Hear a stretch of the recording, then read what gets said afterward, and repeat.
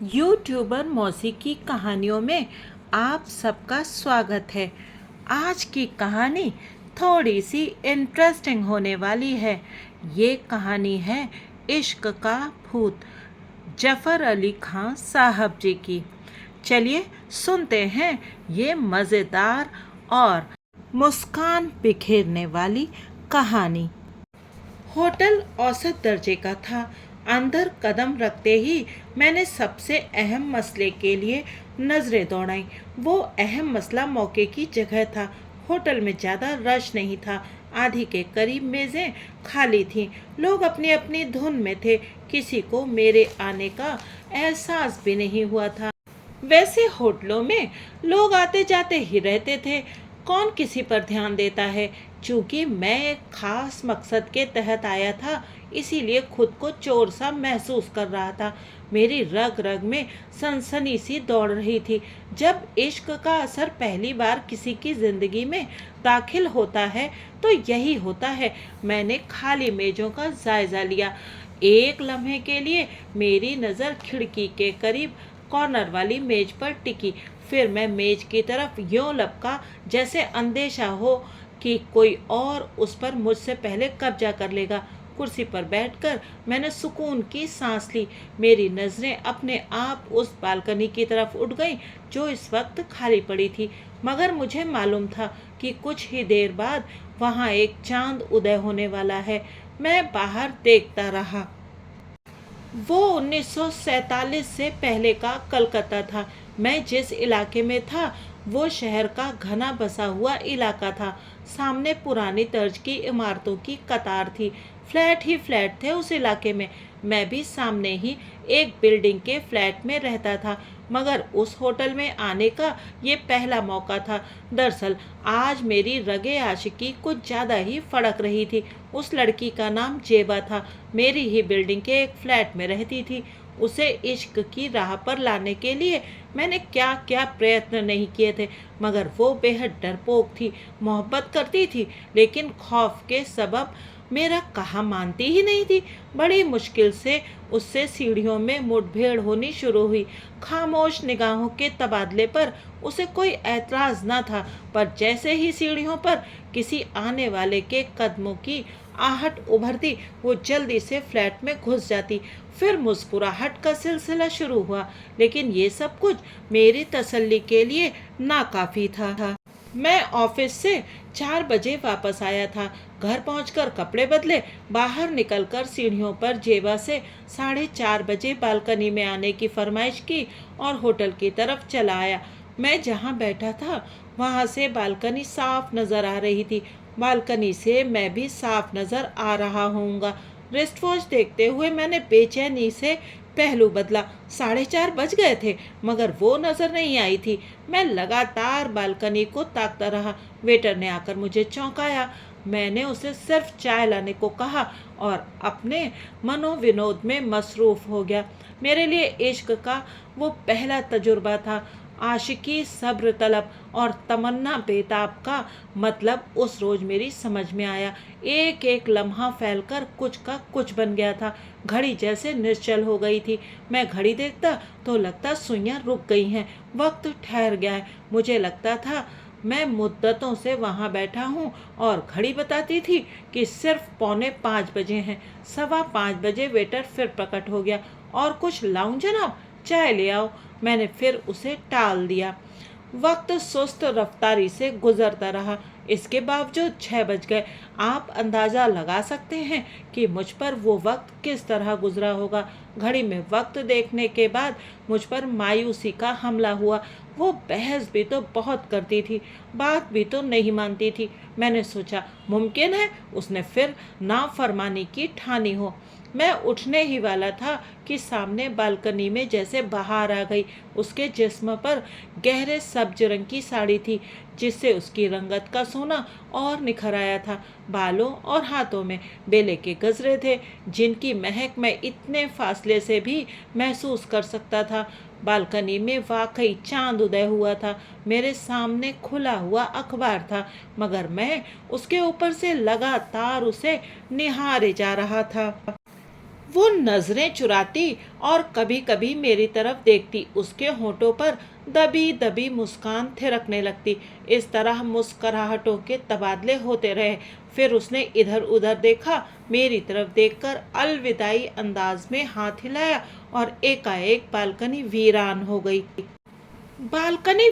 हो गई, लेकिन मेरे वजूद में बाहर आ गई थी। लगता था अंदर दिल तक बेले की बेल चढ़ाई है, फूलों से लदी हुई बेल। मेरी निगाहों में उसकी आकृति के सिवाय कुछ भी नहीं रहा था। मैंने काउंटर पर चाय के पैसे दिए और होटल से निकल आया। फ्लैट की तरफ जाते हुए मैं बहुत खुश था और गुनगुना रहा था। फ्लैट में दाखिल होते ही मैंने उसे बाहों में भर लिया। वाह भाई, आज तो तुमने कमाल कर दिया, मैंने चहकते हुए कहा। वो सवालिया नजरों से मुझे देखती रही। भाई 4:30 बजे का वक्त दिया और 6 बजा दिए। मैं इंतजार की सूली पर लटका रहा। उसके बाद तुम प्रकट हुई तो औरत नहीं, हूर लग रही थी, हूर। मैं तो सही मायनों में तुम्हारी मोहब्बत में आज गिरफ्तार हुआ हूँ। मैं और भी कुछ कहता मगर उसने मेरी बात काट दी। आप भी हद करते हैं। मैं शिकायत नहीं कर रहा हूँ, खफा नहीं हो रहा हूँ। मुझे तो पहली बार मालूम हुआ है कि इंतज़ार में क्या लज्जत होती है, और कामयाबी यकीनी ना हो तो लज्जत और बढ़ जाती होगी। मगर आपको तो यकीन था कि मैं बालकनी में जरूर आऊंगी। भाई मैं तो जी उठा हूँ फिर से। हालांकि बात सिर्फ इतनी सी है कि मुझे सालन पकाने के चक्कर में वादा याद ही नहीं रहा, और जब वादा याद आया तो 6 बज रहे थे। यही तो होता है, सब नेचुरल है, बिल्कुल नेचुरल। जबरदस्ती है आपकी, वरना मेरे लिए ये आपका नेचुरल बहुत दुश्वार है, बहुत अजीब सा लगता है, खराब सा।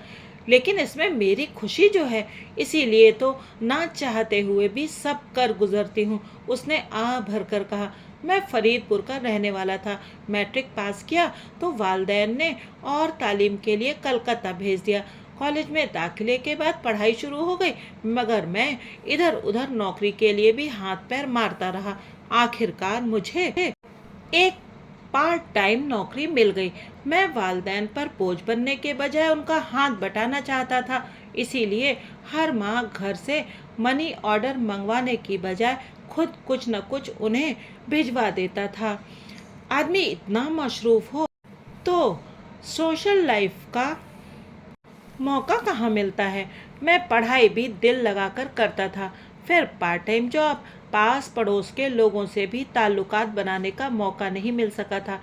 एक ज़रूरी बात बता दूं, कई मामलों में प्रैक्टिकल होने के साथ साथ मैं ख्वाबों की दुनिया का आदमी भी था। मेरी तबीयत बेहद रोमांटिक थी। सोचता था फुर्सत मिलते ही निहायत जोरदार तरीके से इश्क करूंगा। समाज की दीवार से सिर फोड़कर मरने का मैं कायल नहीं था। मैं तो इस दीवार में सेंध लगाकर अपनी मंजिल तक पहुंचने का पक्का इरादा रखता था। इश्क का तस्वुर ही मेरे जिस्म में सनसनी दौड़ा देता। इश्क होता ही उत्तेजनापूर्ण है। महबूबा के सिलसिले में भी मेरे तस्वुर बेहद स्पष्ट थे। खूबसूरत, खुश सीरत, दुनिया भर की खूबियों से भरपूर। अभी कुछ ही अरसा पहले मैंने बीए किया तो घर जाने का फैसला किया। अम्मा, अब्बा जान और छोटी बहन सायरा के लिए तोहफे लिए, फ्लैट में ताला डाला और फरीदपुर के लिए निकल खड़ा हुआ। मैं बगैर खबर दिए अचानक घर पहुंचा तो घर वालों की खुशी का कोई ठिकाना न रहा था। सायरा तो फूली नहीं समा रही थी। वो मेरा हाथ पकड़कर खींचती रही। आइए ना भाईजान, मैं आपको किसी से मिलवाऊंगी। अम्मा उसे रोकती रही, मगर वो कुछ सुनने को तैयार नहीं थी। मेरा हाथ पकड़कर मुझे घसीटती जा रही थी। मैंने कुछ देर प्रतिरोध किया, फिर हथियार डाल दिए। जा भाई मेला, ये ऐसे तुझे नहीं छोड़ेगी अब।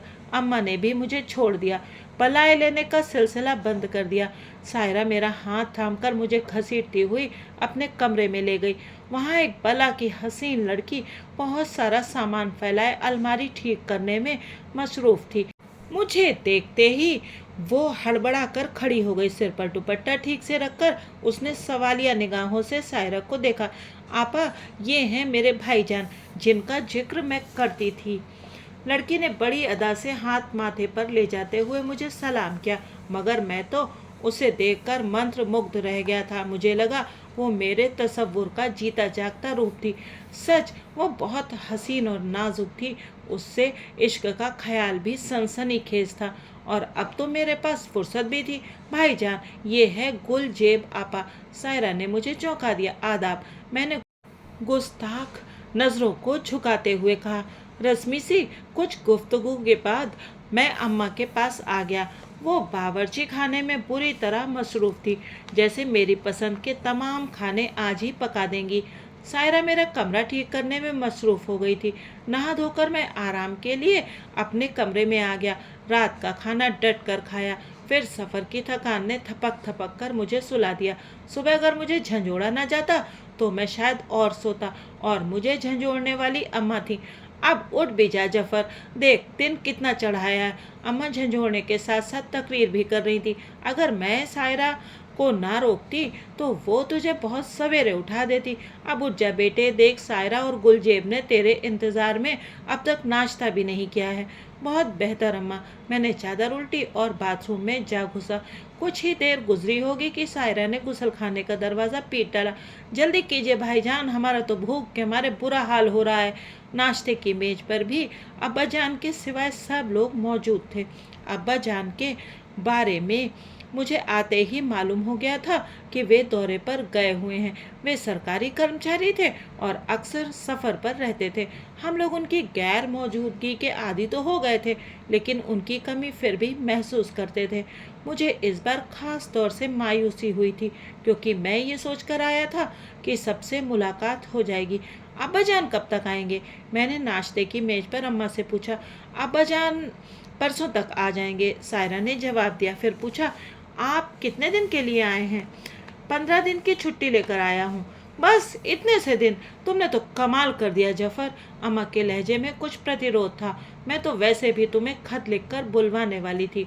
मैं तो बिना बुलाए आ गया, लेकिन अम्मी इससे ज़्यादा छुट्टी मुझे मिल ही नहीं सकती थी, और अब तो फुल टाइम जॉब करनी होगी मुझे। नाश्ते के बाद सायरा बोली, अम्मी परसों मेरा इम्तिहान है, शबाना के पास जाकर नोट्स ले आओ। ले आओ बेटी, मगर ज़रा जल्दी आ जाना। जाहिर है भाईजान जो आए हुए हैं। मैं रुकूंगी थोड़ा ही, बस गई और आई। गोलजेब भी सायरा के साथ ही उठ गई। अम्मा उसे रुकने को कहने वाली थी, मगर फिर कुछ सोचकर खामोश हो गई। उनके जाने के बाद अम्मा ने मुझसे कहा, बेटे ये गुलजेब तुम्हारी रिश्ते की फूफी की बेटी है। इसके माँ बाप का देहांत हो गया है। तुम्हारे अब्बाजान इसे ले आए हैं। बहुत अच्छी और सलीकेमंद लड़की है। हम चाहते हैं कि तुमसे शादी हो जाए इसकी। तुम इतनी दूर अकेले रहते हो, ख्याल रखने वाला भी कोई नहीं है। हमारा दिल उधर ही लगा रहता है। हमें भी सुकून हो जाएगा और ये तुम्हें बहुत खुश रखेगी। मुझे यकीन है। मेरा तो दिल बल्लियों उछलने लगा। सोचा भी नहीं था कि ये पड़ाव इतनी आसानी से तय हो जाएगा, लेकिन इस कदर सहूलियत मेरी मुश्किल पसंद रूमानियत के गले से कैसे उतर सकती थी। मैंने सोचा था 1-2 साल इश्क करूँगा, दिल का हाल सबसे छुप कर उसे सुनाऊँगा, फिर चुपके चुपके वियोग और मिलन की अवस्थाएं खतों में लिखूंगा, उसके खतों का इंतज़ार करूंगा। मगर यहाँ तो सब कुछ उल्टा जा रहा था। लेकिन अम्मा अभी तो मैंने प्रतिरोध किया। भाई बाकी बातें तुम अपने अब्बा से कर लेना, वही फैसला करेंगे। लड़की तो तुम्हें पसंद है ना, वो तो ठीक है, लेकिन बस फिर अपने अब्बा को आने दो। मैं खामोश हो गया। ये अजीब संयोग था कि मैंने जैसी लड़की के ख्वाब देखे थे वो मुझे मिल गई थी। इसमें कोई शक नहीं कि वो मेरी ख्वाहिश के ऐन मुताबिक थी, लेकिन मैं अपनी तबीयत का क्या करता। मैं लव मैरिज का कायल था। बगैर लव के मैरिज मुझे तो नमक से विहीन स्वादिष्ट खाने की तरह लगती थी, लेकिन मैं इस सिलसिले में किसी से खुलकर बात भी नहीं कर सकता था। अम्मा तो अब तक जूताकारी की कायल थी और उससे जरा भी न चूकती। सायरा की कोई अहमियत ही नहीं थी। अब्बा जान के सामने वैसे भी मेरी जबान कभी नहीं खुलती थी। अगले रोज़ से दोस्तों से मिलने जुलने का सिलसिला शुरू हो गया। मौका पाकर मैं जब भी रोमांस शुरू करने की कोशिश करता, गुलजेब की झुकी झुकी निगाहें सब चौपट कर देती। उसके बर्ताव से साबित होता था कि वो लव मैरिज की बिल्कुल कायल नहीं है। दिन पंख लगाकर उड़ते रहे। अब्बा जान आए और उन्होंने फैसला सुना दिया कि मेरे जाने से पहले शादी होगी और मैं गुलजेब को अपने साथ लेकर कलकत्ता जाऊंगा। मैंने शादी जल्दी ना कराने के लिए ऐतराज पेश किए, जो अब्बाजान ने बड़े ठंडे दिल से सुने, मगर जवाब ऐसा दिया कि मैं सारी चौकड़ी भूल गया। मियाँ जफर, मैं तो खुद ये चाहता था कि शादी 2-1 साल बाद हो, लेकिन यहाँ मामला ये है कि जरा सी चूक हुई तो इतनी अच्छी लड़की हाथ से निकल जाएगी। इसके रिश्ते लगातार आ रहे हैं। कल ही भाई साहब का खत आया है। वो अपने बेटे कैसर के लिए गुल का रिश्ता चाहते हैं। अगर तुम फौरी तौर पर नहीं चाहते तो छोड़ो, मैं भाई साहब को मंजूरी का खत लिख देता हूँ, लेकिन अफसोस उम्र भर रहेगा। जैसी आपकी खुशी अब्बाजान। मैंने घबराकर जल्दी से आज्ञाकारी होने का प्रदर्शन किया कि कहीं वो ताया अब्बा को मंजूरी का खत ही न लिख दें। कलकत्ते वापसी से 2 दिन पहले सादगी से मेरी और गुलजेब की शादी हो गई। कलकत्ते पहुंचकर मैंने जेबा यानी गुलजेब को अपने ख्वाबों के बारे में बताया। वो खूब हंसी, मगर जब मैंने कहा कि मैं उससे बाकायदा इश्क करना चाहता हूँ तो उसकी सिट्टी पिट्टी गुम हो गई। वह मुझे टालती रही। पहला हफ्ता तो मेरे मर्दाने फ्लैट को ठीक ठाक करने की भेंट हो गया। इस अरसे में भी मैं उसके पीछे पड़ा रहा। एक दिन वो तंग आकर बोली, ये आप कैसी बातें करते हैं? अब तो हमारी शादी हो चुकी है, हमारी असल ज़िंदगी शुरू हो रही है। मैंने दार्शनिक अंदाज में कहा, देखो, मैं शादी से पहले इश्क नहीं कर सका तो शादी के बाद तो करने दो। मेरी समझ में नहीं आता कि इश्क कैसे होता है। भाई, मैं चाहता हूँ कि मैं और तुम छुप छुप कर एक दूसरे को देखें, छुप कर मिलें, प्यारे प्यारे खत लिखें, पकड़े जाने का धड़का ना हो तो इश्क में क्या लुत्फ। लेकिन हमें कौन पकड़ सकता है, हम तो मियाँ बीवी हैं। तो हम किसी को ये बात क्यों बताने लगे? और ये मालूम ही नहीं होगा तो कोई भी हमें पकड़ सकता है। बहुत लुत्फ आता है, खुशी होती है इश्क में। मेरा तो खत लिखने के तसव्वुर से ही दिल घबराने लगता है। शुरू में लड़कियों को ऐसा ही लगता है, फिर लड़कों से भी आगे निकल जाती हैं। आप तो बहुत तजुर्बेकार लगते हैं, वो चुपते हुए लहजे में बोली। तजुर्बा ही तो नहीं है, मैंने आह भर कर कहा। तजुर्बा होता तो तुम्हारे साथ सिर क्यों खपाता? भाई, मुझसे ये सब नहीं होगा, उसने बेजारी से कहा। और ये सब जरूरी भी नहीं है। जरूरी तो है। वो कैसे? मैं अपना आखिरी पत्ता खोलने पर मजबूर हो गया। देखो जेबा, दुनिया में कोई शख्स ऐसा नहीं जिसने कभी इश्क न किया हो। इश्क से कोई महफूज नहीं। कुछ लोग शादी से पहले इश्क करते हैं, कुछ ऐसे होते हैं इश्क का मौका मिलने से पहले ही जिनकी शादी हो जाती है। मुझ जैसे इश्क से महफूज वह भी नहीं होते, उन्हें शादी के बाद इश्क हो जाता है किसी से। ये तो मेरी अच्छाई है, तुमसे मोहब्बत का सबूत है कि मैं तुमसे इश्क करना चाहता हूँ। तुम नहीं करोगी तो क्या पता मुझे किसी और से सचमुच इश्क हो जाए। बस यहाँ आकर वो हार गई। आज होटल और बालकनी के दरमियान होने वाला ये नयन मटक का इसी सोचे समझे इश्क का पहला सीन था। इश्क की बेल कोठों चढ़ने लगी। होटल वाला तजर्बा बहुत कामयाब साबित हुआ था। पहले ही दिन बावर्ची खाने की व्यस्तताओं में वक्त भूलकर उसने मुझे बहुत तड़पाया, बहुत इंतज़ार कराया था। मैं यूं व्याकुल था जैसे सचमुच महबूबा वक्त देकर भूल गई हो, लेकिन उसकी एक झलक ने सारी तड़प और बेचैनी का निदान कर दिया था। मैंने शौहर की हैसियत से उससे कभी इजहार मोहब्बत नहीं किया था, लेकिन अब इशारों इशारों में उसे इस बात का एहसास दिला रहा था कि मैं सचमुच उससे बहुत मोहब्बत करता हूँ। मैं सचेत भी रहना चाहता था, नहीं चाहता था कि हम लोगों की निगाहों का केंद्र बने। कभी कभी मुझे डर भी लगता, क्योंकि वो मेरी इज्जत थी, लेकिन अंदर दहकती हुई इश्क की आग सोचने का मौका ही नहीं देती थी। मैंने उसकी पहले रोज की परफॉर्मेंस पर उसे दाद दी तो वो शर्मिंदगी से बोली, मुझे ये सब कुछ अच्छा नहीं लगता। तुम किसी और की बीवी हो कि शौहर की ख्वाहिश का सम्मान नहीं कर सकती? मैंने बिगड़ कर कहा। तो मैं मना तो नहीं कर रही हूँ। उसका लहजा रक्षात्मक था। चलो मुंशी जी के यहाँ चलते हैं। वो और उनके घर वाले कुछ अरसे के लिए बनारस जा रहे हैं। आज सुबह कह रहे थे बेटी को ले आओ। मुंशी जी इस फ्लैट के मालिक थे जिसमें हम रहते थे। वे मुझे अपने बच्चों की तरह चाहते थे। दोपहर का खाना प्रायः मैं उनके यहाँ ही खाता रहा था। कलकत्ता में मैंने जेबा की सिर्फ उनसे और उनके घर वालों से ही मुलाकात करवाई थी।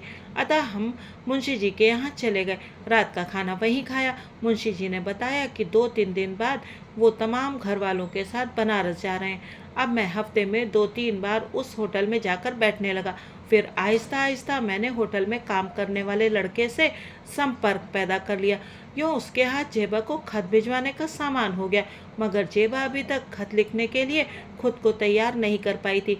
जिस रोज़ की ये बात है, उस रोज़ मैंने फैसला किया था कि आज घर वापस जाने के बाद जेबा की खूब खबर लूँगा। आखिर खत भेजने में हर्ज भी क्या है? किससे डरती है वो आखिरकार? पर मुझे मालूम नहीं था कि जालिम समाज ने दो मोहब्बत भरे दिलों को ताड़ लिया है और अब दोनों के दरमियान धम्म से कूदने वाला है। हुआ ये कि मैंने जैसे ही होटल वाले लड़के को खत और 1 रुपए का नोट थमाया, किसी ने मेरा गिरेबान थाम कर मुझे उठा दिया।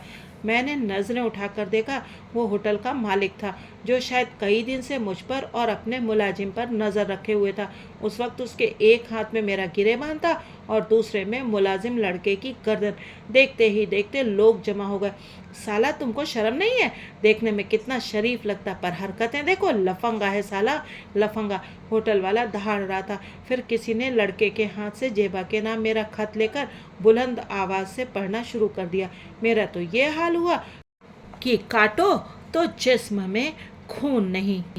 कान साए साए कर रहे थे, आंखों के सामने अंधेरा छा रहा था, बुरी तरह चक्कर आ रहे थे, सुझाई कुछ नहीं दे रहा था। लोग मेरी लानत मलामत कर रहे थे और मैं मुजरिमों की तरह सिर झुकाए खड़ा था। होटल के मालिक ने मुलाजिम लड़के के थप्पड़ लगाते हुए कहा, अभी बोल ना साला, क्या लफड़ा है? हाँ जी, ये साहब मुझसे सामने वाले फ्लैट में खत भिजवाते हैं, लड़के ने रोते हुए कहा। और तू ये काम करता है? बोल। होटल के मालिक ने उस पर आंखें निकाली। नहीं जी, मुझे एक खत का 1 रुपया भी मिलता है। और तू लड़की का जवाब भी लाता था? नहीं जी, बीबी ने कभी कोई खत नहीं दिया, मुझे माफ़ कर दो, लड़की शरीफ होगी। किसी ने तबसरा किया। पास खड़े हुए एक और साहब ने जहरीले अंदाज में मतभेद किया। अजी चालू होगी, शरीफ होती तो खत काहे को लेती? मुझ पर जैसे घड़ों पानी पड़ गया। मैंने बालकनी की तरफ देखा, शुक्र है जेबा वहाँ मौजूद नहीं थी। होटल के मालिक ने मुझे पुलिस के हवाले कर दिया। मुझ पर ऐसी मुसीबत पड़ी कि कुछ समझ में ही नहीं आ रहा था। थाने पहुँचते ही मेरी अक्ल ठिकाने आ गई। मैंने सोचा अब तो इज्जत गई ही गई, अब चुप रहा तो लंबा ही फंस जाऊंगा। अतः मैंने थानेदार को बताया कि जेबा दरअसल मेरी बीवी है। इस पर सवाल जवाब तो होने ही थे। मुझे उगलना पड़ा कि मुझे इश्क का शौक था और मैं शादी के बाद उस शौक को पूरा कर रहा था, मगर मेरी ये कहानी थाने में किसी के लिए भी काबिले यकीन नहीं थी। इस घर की इज्जत तो तूने वैसे ही तबाह कर दी बाबू। अब क्या लड़की को थाने बुलवाना चाहता है? थानेदार ने कहा। यकीन कीजिए वो मेरी बीवी है। मैं गिड़गिड़ाया, लेकिन कोई यकीन करने को तैयार ही नहीं था। उधर खत पहुंचने में देर हुई तो जेबा को चिंता हुई। उसने होटल वाले लड़के को पकड़ा तो पूरी बात मालूम हुई। वो थाने दौड़ी आई। उसने भी थानेदार को यकीन दिलाने की कोशिश की कि हम मियाँ बीवी हैं। थानेदार हत्थे से उखड़ गया। अरे बीवी, यह अगर तुम्हारा शौहर होता तो इस तरह तुम्हें रुसवा करता? हमें तो अब तुम पर भी शक हो गया। पता क्या है तुम्हारा? जेबा ने पता लिखवा दिया। अब कोई गवाह लाओ, वरना हम तुम्हें भी अंदर कर देंगे। इंस्पेक्टर साहब, हम फरीदपुर के रहने वाले हैं, यहाँ तो कोई हमारा जानने वाला भी नहीं है। मैंने गिड़गिड़ाते हुए कहा। एक मुंशी जी थे जिनके फ्लैट में हम रहते हैं, मगर वो इन दिनों बनारस गए हुए हैं। बस तो फिर एक ही सूरत है, निकाहनामा पेश करो अपना। वो तो फरीदपुर में है जी। मैं रो दिया। 48 घंटे के अंदर अंदर निकाहनामा पेश कर दो, वरना अब मैं लड़की को अंदर कर दूंगा। थानेदार किसी सूरत पर नरम पड़ने को तैयार नहीं था। मेरा इश्क काफूर हो चुका था। अब मैं पछता रहा था कि जेबा को पास पड़ोस के लोगों से परिचित क्यों नहीं कराया। मैंने सोचा भी नहीं था कि मैं इस तरह फंस जाऊंगा और जेबा अकेली रह जाएगी, मगर अब तो कुछ भी नहीं हो सकता था। जेबा मुझे तसल्ली देकर चली गई। मेरी वो रात और अगला दिन हवालात में गुजरा। शाम को अब्बाजान मुंशी जी के साथ मुझे लेने के लिए आए। अब्बाजान ने थानेदार को निकाहनामा दिखाया और मुझे रिहाई दिलवाई। मुझसे नजरें नहीं उठाई जा रही थी। शर्मिंदगी के मारे जमीन में गड़ा जा रहा था। मैं सोच रहा था कि जेबा बेकसूर है, फिर भी कसूरवार ठहरा ही जाएगी कि उसने ऐसी हरकत में हिस्सा क्यों लिया। हम घर पहुंचे तो पता चला कि अम्मा और सायरा भी आई हुई हैं। अम्मा ने मुझे देखते ही कहा, बांधो सामान और चलो मेरे साथ, वरना मैं यहीं रह जाऊंगी। अब तुम दोनों को अकेला नहीं छोड़ूंगी मैं। पता चला कि मुंशी जी का बनारस जाना मुलतवी हो गया था। वो फ्लैट का किराया लेने आए तो जेबा ने उन्हें इस मुसीबत के बारे में बताया। मुंशी जी ने अब्बाजान को टेलीग्राम कर दिया, वरना शायद मेरी जान बख्शी इतनी आसानी से ना होती। बाद में मैंने तौबा तिल्ला करके अम्मा को कायल कर लिया था कि आइंदा ऐसी कोई हिमाकत नहीं होगी, और वाकई दोबारा ऐसी हिमाकत हुई भी नहीं। अब मैं और जेबा 6 बेटों और 4 बेटियों के वालिदैन हैं। सबकी शादियां हो चुकी हैं और हर एक की शादी हमारी मर्जी से हुई है। इनमें से किसी को इश्क का ख्याल तक नहीं आया। मेरा ख्याल है हमारी 7 पुश्तों में भी कोई इश्क नहीं कर सकेगा। हमारी तौबा बड़ी सच्ची थी। ये कहानी छपी थी मनोरमा पत्रिका के दिसंबर प्रथम पक्ष सन 1992 के अंक में। इस कहानी का उर्दू से अनुवाद किया था सुरजीत जी ने। कहानी आपको कैसी लगी कमेंट सेक्शन में ज़रूर बताइएगा, और बने रहिएगा यूट्यूबर मौसीकी कहानियों के साथ, और सुनते रहिएगा ऐसी ही दिलचस्प खूबसूरत कहानियाँ। लेकिन हाँ, चैनल को सब्सक्राइब करिएगा, और अगर कहानी पसंद आई हो तो वीडियो को लाइक भी कीजिएगा। फिर मिलेंगे किसी नई कहानी के साथ। तब तक आप सभी का बहुत बहुत धन्यवाद।